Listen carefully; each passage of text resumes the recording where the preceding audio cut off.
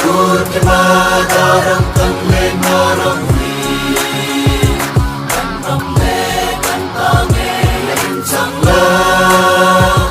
Nangaba kuyang chona ning kanti Isang ning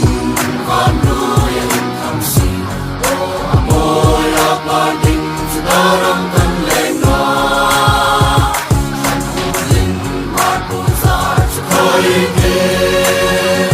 Sapay nun ngay na ba ay legati Ang lani kay kan men na so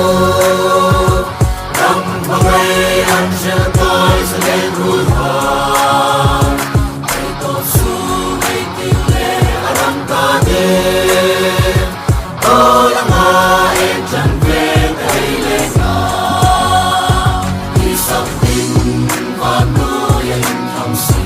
O amoy apating sudarang kanlenga Sanhuling matuzar sa koyike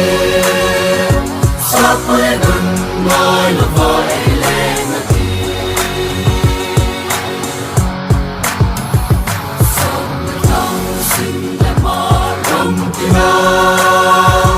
Kung nagsang sila kung sitang sikon